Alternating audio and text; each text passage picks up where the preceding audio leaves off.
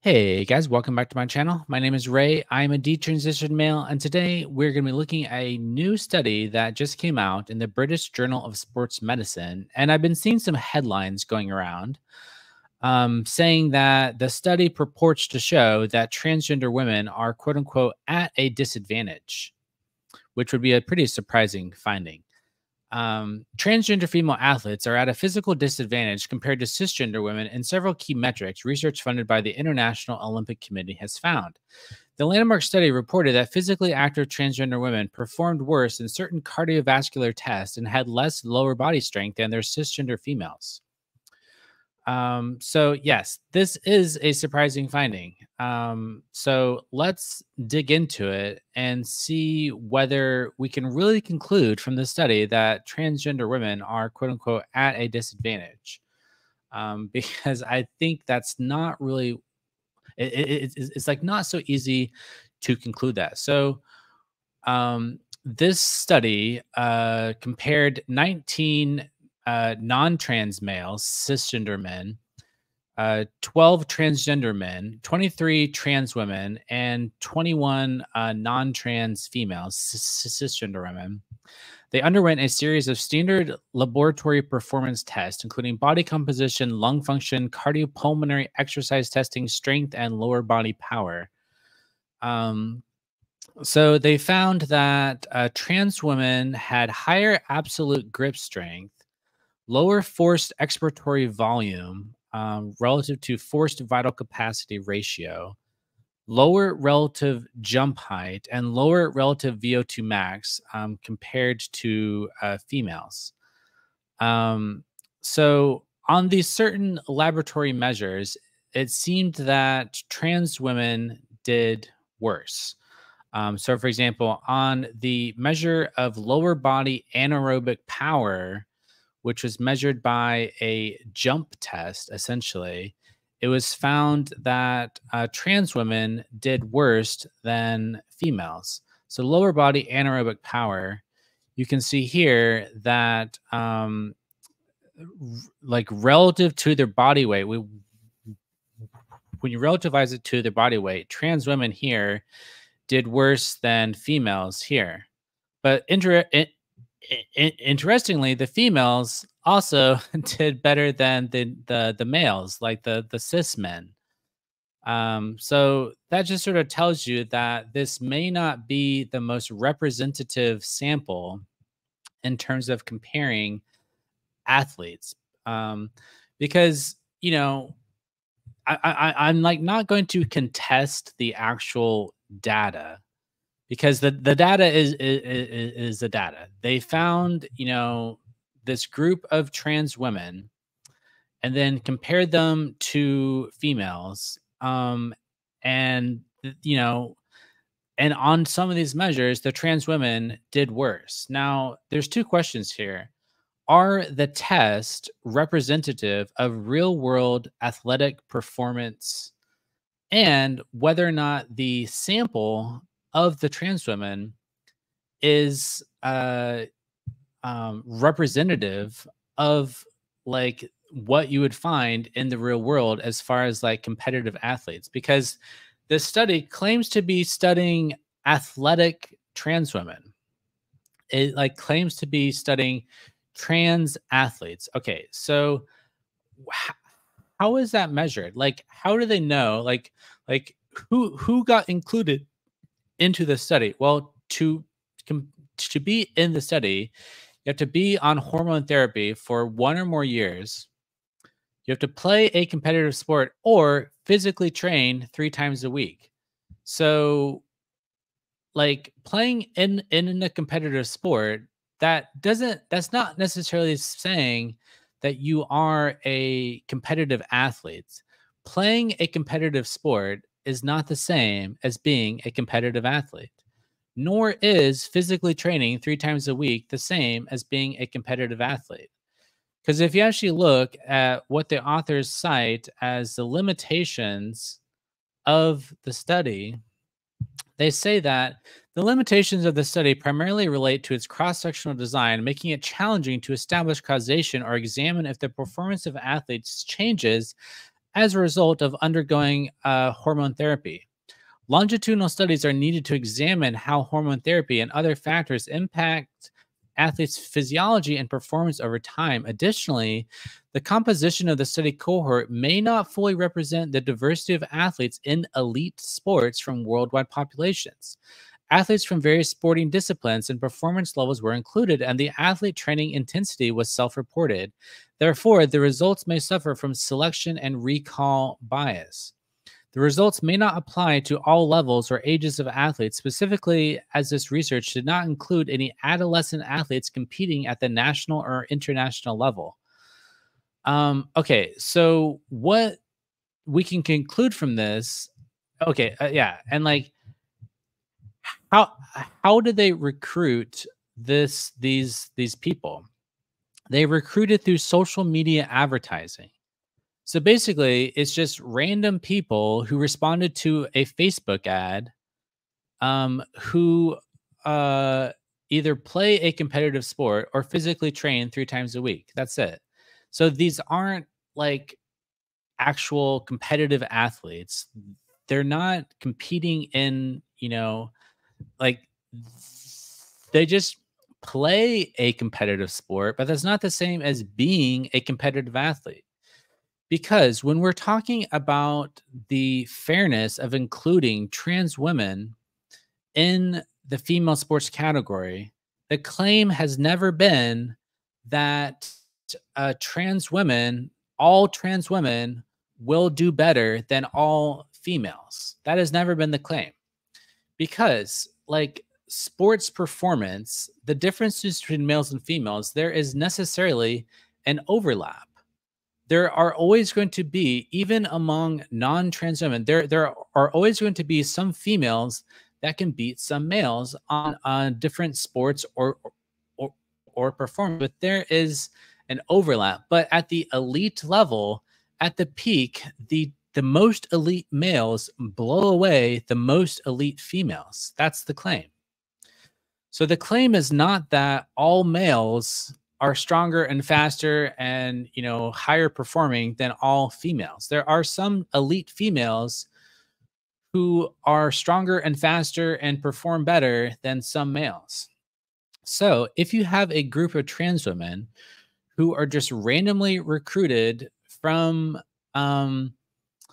Facebook or whatever, and all they do is just train 3 times a week, and they're not necessarily like elite athletes or actually competing in any real sport. They just play a sport and they might train, but they're not necessarily like actual competitive athletes. And the average age of these trans women is like 34 years old. So these aren't like, young elite athletes, because the claim is that if you include trans women in the female sports category, you're going to have scenarios where you have an elite male who comes out as trans, goes on hormones for a year, and then is now competing against females. That is the scenario that we need to care about. So it's not like the claim has never been that all trans women are better, faster, stronger than all females. There are always going to be some trans women who are as weak or weaker than females, because these trans women who got recruited into this study from social media, just random people from social media, these aren't elite, trained athletes. They're just random people.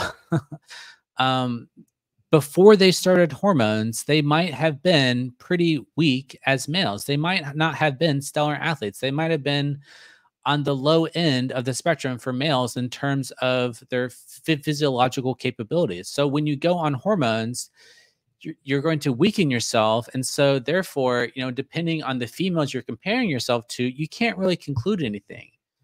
And this study, they only had 23 trans women. That is not a large sample. That is not a large sample. So to conclude, from 23 randomly recruited trans women from Facebook, who we don't know like their like we don't have their baseline of what they were like prior to hormones. Like because they say that they don't have a longitudinal study. So the hormones might not have actually weakened them that much. Like they might have been terrible at the jump test prior to going on the hormones, and then the hormones just made them worse. But that doesn't mean, but the thing with the trans inclusion in sport is we're concerned about elite sport, because this whole idea that trans women are women and therefore they should be able to compete in any female sport no matter what at the elite level, that runs into contradictions, that runs into problems, because there's no evidence that an elite male athlete who goes on hormones for 1 year is going to be at all comparable in a fair way to females. So yeah, this study is just sort of like flawed. I mean, it is interesting. We should take into account this research, but the sampling problems in terms of how they drew the participants, the recruitment and the eligibility criteria, it suffers from a fundamental flaw, which is that this is not necessarily a representative sample of who you would find actually in a competitive sport. And I just wanted to end this conversation, or this video, with this news thing that just came out from Redux. A trans-identified male just dominated the girls' 200-meter varsity at the Sherwood Need for Speed Classic in Sherwood, Oregon. Aiden Galler, a boy who identifies as a girl, set a new record after easily defeating his female competitors. So this is, so you just have to watch this. Watch this. Wilhelmina, Jaden Vanderveen. In 7 for Bergen Episcopal, Abby Wilson. Out very well is Gallagher and McDaniel in lane 2. We're going to see Gallagher later on in the relays. Great knees, great drive.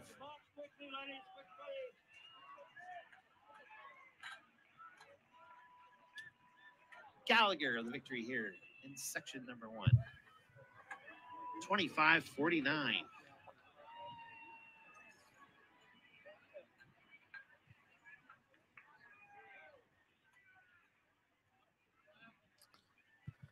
Okay, so this trans identified male pretty much just blew away his female competitors. Yeah, so you know, I'd be interested to see if that male was in this study, whether or not and then compared that male's performance to the other females in that they're running against. Because like it's just more complicated than just like, doing a random sampling of random 23 trans women from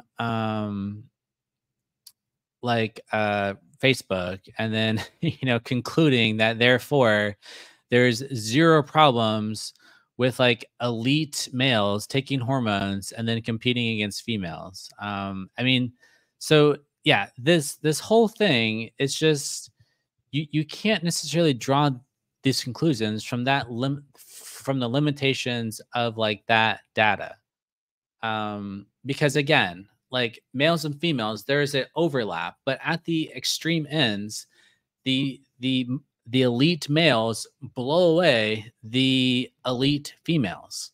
There's just like no at the highest level of performance, there's no overlap between the elite males and the elite females. Now, at the lower ends, there are going to be overlap. So if you have lower end males go on hormones and then measure them against females who may be at the higher end of the spectrum, like you're going to see comparisons such that like the transgender women do the same or maybe even worse than the females. But that's not the same as saying that there's no reason to exclude trans women at the elite level, because you can't predict that, you know, you're not going to have some elite male come out with gender dysphoria and say, oh, I'm trans, we're going on hormones, and now that person is going to compete against females. The purpose of the female sport category is to protect against those cases. So you have to consider the sampling here and to protect against the edge cases, because you can't just do this on like a case by case basis. You have to set up generalizable sporting policies that are fair, um, that protect against the edge cases. The edge case is the elite male who goes on hormones. That is the edge case that the female category is meant to protect against. It's not meant to protect against the trans woman who is a couch potato, has always been a couch potato, and then, you know, goes on hormones, and then, yeah, like that person probably is not going to do that great. Like, yeah, but yeah, there are unathletic trans women. There are unathletic males. There are unathletic males who go on hormones and who are, you know, not going to be competitive against females. But that is not a valid justification for allowing those males to compete against females, because we don't want to open up the door so wide that you now have an elite male who has gender dysphoria go on hormones and now compete against the females, because you're going to run into these cases where they just blow away the females and it's not fair. So you have to have a general rule, a general principle that just says no males in the female category to protect against those edge cases. So all these news articles and headlines saying that trans women are at a disadvantage, no, you can't conclude that from this study. That study does not warrant that conclusion, because trans women, you know, yeah, I don't know. It's just like a flawed logic. Like that inference does not follow from that set of data, because you have to consider the case of the elite male going on hormones, and the longitudinal measure of whether or not that elite male, if they went on hormones, whether their performance would significantly degrade compared to the unathletic male who goes on hormones and just stays like stays unathletic. Okay, so that's it for this video. Thanks for watching. Take care. Bye-bye.